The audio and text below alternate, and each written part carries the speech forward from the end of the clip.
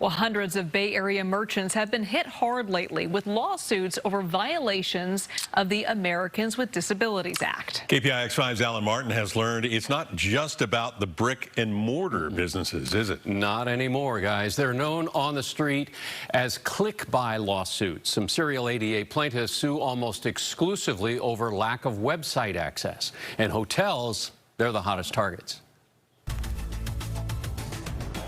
Prabha Patel was eager to show us just how ADA compliant her hotel room for the disabled is. Oh, very compliant, 100%, 110% compliant. But it wasn't anything in the room itself that got this San Francisco hotel owner sued recently.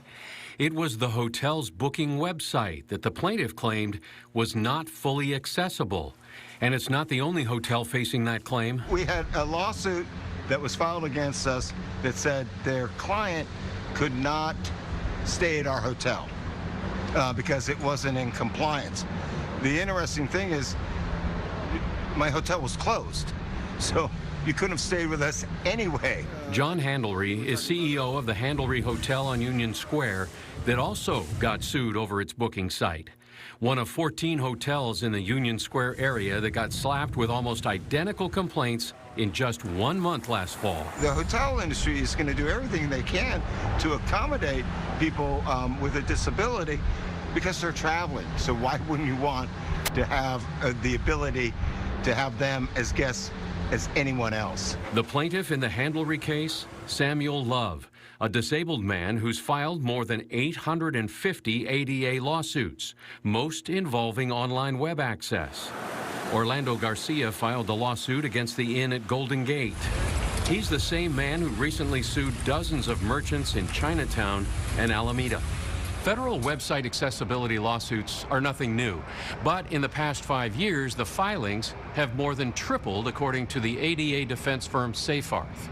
They jumped another 12% last year during the height of the pandemic. Yeah, I think they're easy targets, right? So, I mean, from an online standpoint, you don't have to go anywhere. You can do it from your house. Roshan and Raj Patel run Insight, a company that specializes in ADA compliance for hotel reservation websites, and designed the one for the inn at Golden Gate. You have to basically display that you have 32-inch wide openings to the room, if there's a travel path around the bed, if you have access to a bathroom. It's all listed in great detail online. But Garcia claims in his lawsuit that when trying to book, he found insufficient information to independently assess whether the room was right for him.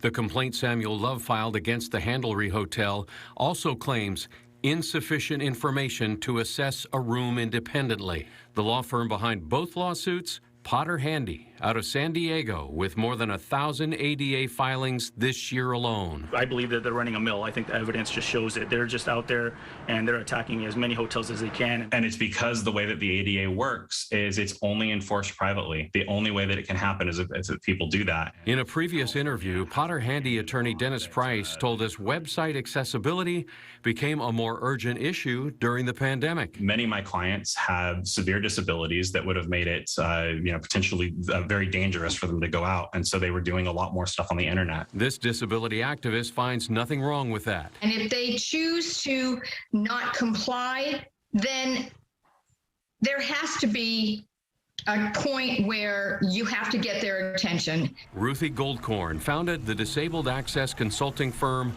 No Barriers. Not having an accessible website is a barrier to commerce. Once again, sir, Econ 101, take my money, please. One thing we've kind of seen is that hotels have been hard hit by the pandemic. But then to get hit with a lawsuit, some people say that's a double whammy. You're really knocking these folks out of business, putting them out of business.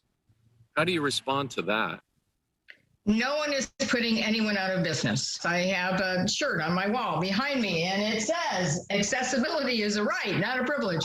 And whether it's a major hotel chain or a boutique hotel, there are legal requirements. These are not new laws. Hotels, meanwhile, are fighting back. John Handelry, who has been sued before and usually just settles, got fed up this time. He pushed back and won. A federal judge dismissed Love's complaint. The judge threw it out, saying she looked at the website and determined I wasn't compliant on what I had on the website. Prabha Patel is still battling it out, but confident. The case will be dropped. Really? Yes. Because I know my rooms, okay? I know my business. Late today, Potter Handy lawyer Dennis Price got back to us to say they're not able to comment on pending cases and none of their clients is interested in being interviewed.